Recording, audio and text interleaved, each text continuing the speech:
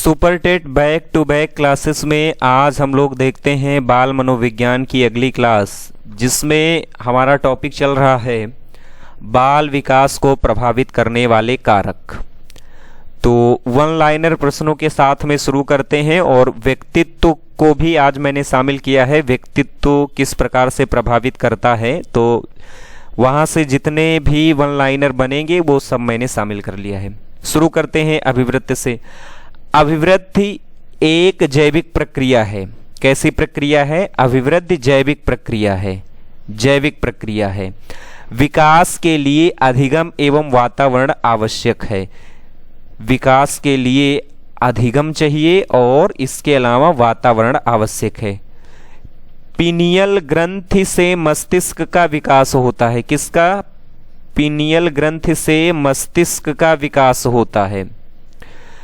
प्रारंभिक वर्षों में वृद्धि तथा विकास की प्रक्रिया अत्यंत तीव्र गति से होती है। प्रारंभिक वर्षों में वृद्धि तथा विकास की प्रक्रिया अत्यंत तीव्र गति से होती है। अभिवृद्धि एकांगी प्रक्रिया है। कैसी प्रक्रिया है? एकांगी प्रक्रिया है, जबकि विकास बहुमुखी प्रक्रिया है। बालक पहले हाथ और पैर की मांसपेशियों पर नियंत्रण करना प्रारंभ करता है। सबसे पहले किस पर? हाथ और पैर की मांसपेशियों पर नियंत्रण करता है, उसके बाद में फिर शरीर के अन्य भागों पर। आगे बढ़ते हैं। भाषा विकास के प्रमुख सिद्धांत। और भाषा विकास के प्रमुख सिद्धांतों में हम लोग देखते हैं 3 प्रमुख सिद्धांत। कौन कौन से? नंबर 1 दिया गया है यहाँ पे अनुबंधन का सिद्धांत। भाषा विकास के प्रमुख सिद्धांत अनुबंधन का सिद्धांत। नंबर 2 अनुकरण का सिद्धांत। किसका? अनुकरण का सिद्धांत। नंबर 3 परिपक्वता का सिद्धांत। नंबर 3 परिपक्वता का सिद्धांत।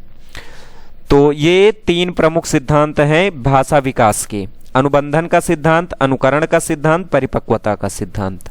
जबकि अतिरिक्त शक्ति का सिद्धांत भाषा का सिद्धांत नहीं है। तो ये 4 सिद्धांत अगर आपको दे दिए जाएं और इसमें से पूछ लिया जाए कि कौन सा सिद्धांत भाषा का सिद्धांत नहीं है, तो अतिरिक्त शक्ति का सिद्धांत भाषा का सिद्धांत नहीं माना जाता या नहीं होता है।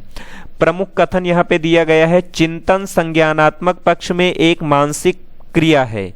किसने कहा है? तो रॉस के अनुसार चिंतन संज्ञानात्मक पक्ष में एक मानसिक क्रिया है, रॉस के अनुसार।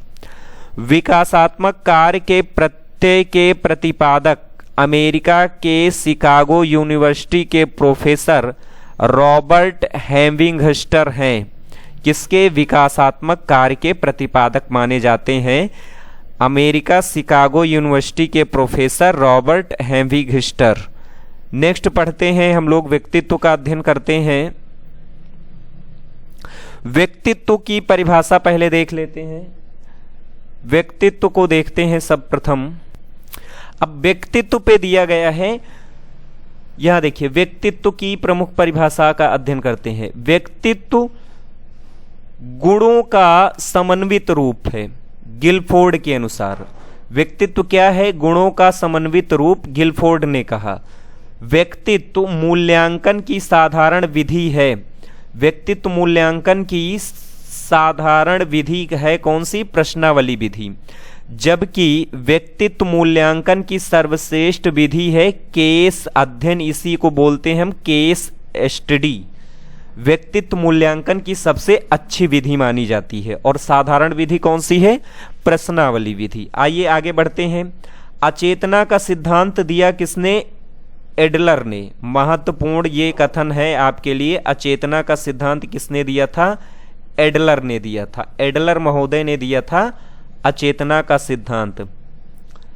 लिबिडो की अवधारणा के प्रतिपादक कौन है? फ्रायड हैं। किसके? लिबिडो की अवधारणा के प्रतिपादक फ्रायड महोदय को माना जाता है। नेक्स्ट बढ़ते हैं। यहां दिया गया है अगला, व्यापकता, विश्वसनीयता, वैधता मानक एक अच्छे परीक्षण की विशेषता है। कौन कौन? व्यापकता, विश्वसनीयता, वैधता, मानक एक अच्छे परीक्षण की विशेषता कही जाती है, एक अच्छा परीक्षण माना जाता है। व्यापारी, खिलाड़ी, राजनैतिक नेता, अभिनेता व्यक्तित्व प्रारूप के होते हैं। ये किस व्यक्तित्व प्रारूप के होते हैं? ये होते हैं बहिर्मुखी। व्यापारी, खिलाड़ी, राजनेता बहिर्मुखी प्रवृत्ति के होते हैं। आगे, फ्रायड के अनुसार बालक का माता पिता से प्रमुख संबंध तदात्मय कहलाता है। बालक का माता पिता से प्रमुख संबंध क्या कहलाता है? तदात्मय कहलाता है। टीएटी की रचना की थी किसने? मॉर्गन व मुरे ने टीएटी की रचना की थी। टीएटी की रचना मॉर्गन और मुरे ने की थी। मॉर्गन और मुरे ने टीएटी की रचना की थी। आगे देखिए, आत्म प्राप्ति का सिद्धांत या आवश्यकता के सिद्धांत के प्रतिपादक कौन है? Abraham Maslow. आत्म प्राप्ति या आवश्यकता सिद्धांत के प्रतिपादक किसे माना जाता है? अब्राहम मैस्लो को माना जाता है। आगे पढ़ते हैं। यहां दिया गया है सील गुण सिद्धांत के प्रतिपादक कौन है? अल्पोर्ट है। ये लाइन ध्यान देंगे, सील गुण सिद्धांत के प्रतिपादक एल्पोर्ट हैं। जबकि शरीर संरचना सिद्धांत के प्रतिपादक कौन है? सेल्डन थे। शरीर संरचना सिद्धांत के प्रतिपादक सेल्डन। आगे पढ़िए, इदम अहम पराहम का संबंध फ्रायड से है। अगर ये पूछ लिया जाए कि इदम अहम पराहम को सबसे पहले किसने दिया या किससे इसका संबंध है, तो फ्रायड से इसका संबंध है, अर्थात फ्रायड ने इसे दिया था। टीएटी परीक्षण 2 घंटे का होता है। टीएटी परीक्षण 2 घंटे का होता है। अचेतन तत्व पर अधिक बल दिया जाता है फ्रायड महोदय के अनुसार। टीएटी जो परीक्षण होता है उसमें किस पर अधिक बल दिया जाता है? अचेतन तत्व पर अधिक बल दिया जाता है फ्रायड के अनुसार। अहम का सहसंबंध यथार्थ जगत से है। ये ध्यान देना, अहम का सहसंबंध किससे होगा? यथार्थ जगत से अहम का सहसंबंध है। और इदम का संबंध किससे है? पाश्विक जगत से इदम का संबंध है। पराहम का संबंध किससे है? संस्कार नैतिकता से है पराहम का संबंध। स्याही धब्बा परीक्षण में लाल, काला और सफेद रंग का प्रयोग किया जाता है। ये नया प्रश्न और महत्वपूर्ण प्रश्न है कि स्याही धब्बा परीक्षण में किस रंग का प्रयोग करते हैं? लाल भी होता है, काला भी होता है और सफेद रंग भी होता है। आगे, व्यक्तित्व को यूनानी भाषा के परसोना से लिया गया है। प्रक्षेपण विधि व्यक्तित्व का मापन करती है। व्यक्तित्व मापन की कौन सी विधि है? प्रक्षेपण विधि, जो व्यक्तित्व का मापन करती है। आगे बढ़ते हैं। यहां देखिए, व्यक्तित्व समस्त शारीरिक जन्मजात तथा अर्जित प्रवृत्तियों का योग है। परिभाषा किसने है? मॉर्टन के अनुसार दी गई है। व्यक्तित्व समस्त शारीरिक जन्मजात तथा अर्जित प्रवृत्तियों का योग है। यह परिभाषा किसने दी है? मॉर्टन महोदय के अनुसार दी गई है। रॉबर्ट मनोविश्लेषणवादी मनोवैज्ञानिक थे। मनोविश्लेषण मनोवैज्ञानिक कौन थे? रॉबर्ट मनोविश्लेषण मनोवैज्ञानिक थे। व्यवहार ही व्यक्तित्व है, वॉटसन ने कहा है। व्यवहार ही व्यक्तित्व है, यह कथन किसका है? वॉटसन का कथन है। व्यवहार ही व्यक्तित्व है, यह कथन किसका है? वॉटसन का कथन है। व्यक्तित्व व्यक्ति के व्यवहार की एक समग्र विशेषता है, वुडवर्थ के अनुसार। अर्थात ये कथन किसका है? वुडवर्थ का। व्यक्तित्व व्यक्ति के व्यवहार की एक समग्र विशेषता है, वुडवर्थ के अनुसार ऐसा कहा गया है।